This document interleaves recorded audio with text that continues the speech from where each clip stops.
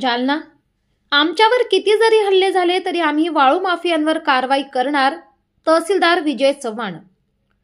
Police प्रशासनातील काही अधिकारी अवैध वाळू चोरीला बढावा देत असल्याचा दावा जालन्याच्या अंबडचे तहसीलदार विजय चव्हाण यांनी केलाय. काही निवृत्त पोलीस कर्मचाऱ्यांचे अवैध वाळू वाहतुकीचे वाहन चालतात असे देखील तहसीलदार विजय चव्हाण म्हणाले. काही आजी पोलीस त्यांच्या नातेवाईकांच्या नावावर अवैध वाळू वाहतुकीचे वाहन चालवतात असा खळबळजनक आरोप तहसीलदार चव्हाण यांनी केलाय. दरम्यान आमच्यावर किती जरी हल्ले झाले तरी आम्ही वाळू माफियांवर 4 पट कारवाई करणार असल्याचं चव्हाण यांनी म्हटलंय.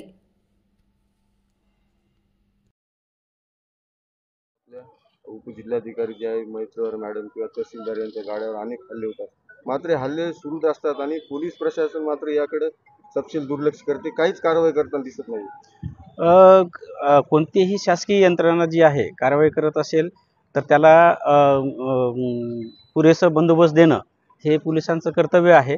आणि राज्यामध्ये अनेक 100% सत्य आहे, त्याच्यामध्ये काही अंश सत्य आहेत. काही संभाजीनगरच्या बाबतीची माहिती घेतली असता पोलीस कर्मचारी, रिटायर्ड पोलीस कर्मचारी आहेत, त्यांचे वाहन आहेत. काही वेळेस तर अशी पण माहिती मिळालेली आहे की जे काही आजी पोलीस आहेत त्यांचे नातेवाईकाच्या नावावर गाड्या घेऊन सुद्धा चालत असल्याबाबतची माहिती मिळालेली आहे. सदर बाब ही दुर्दैवी आहे. पोलीस हे कोणत्याही अवैध धंदे जे चालतात त्यांना रोखण्याचं काम पोलिसांचं आहे. आणि अशा प्रकारे सर, मला काय सांगणार, औरंगाबाद प्रकरणामध्ये काही वाळू माफियांना पोलिसांनी अभय दिल्याचं चित्र पाहायला मिळालेलं आहे. तुम्ही यापूर्वी जिल्हाधिकाऱ्यांना निवेदन देखील दिलेलं आहे, काय कारवाई झाली?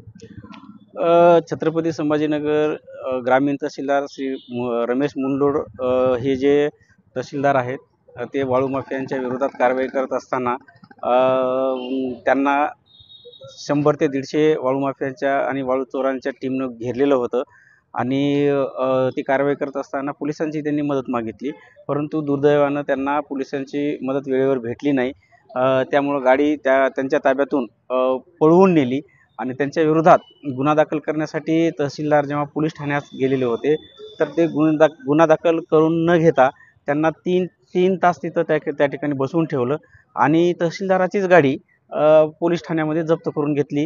ही बाब अत्यंत दुर्दैवी आहे. या ठिकाणी सर्व व्यक्ती, पोलीस असो किंवा तहसीलदार असो किंवा इतर कोणतेही शासकीय व्यक्ती असो, एक प्रशासनाचा एक भाग म्हणून इथं कर्तव्य बजावत असते आणि अशा गोष्टी होणं हे चुकीचं आहे. त्याच्या विरोधात आम्ही निवेदन दिलेलं होतं आणि त्या निवेदनानुसार आमच्या जे जिल्हा शाखेचे जे पदाधिकारी आहेत त्यांनी मान्य जिल्हाधिकारी आणि इतर लोकांना ते निवेदन दिलेलं आहे. स्वादिष्ट आठवणींचं नाव म्हणजे देशपांडे केटरर्स तुमच्या प्रत्येक कार्यक्रमाला खास बनवण्यासाठी आहे तयार. मग तो कार्यक्रम 50 लोकांचा असो किंवा 10,000 लोकांचा, पोट आणि दिल खुश ठेवणं ही आमची जबाबदारी.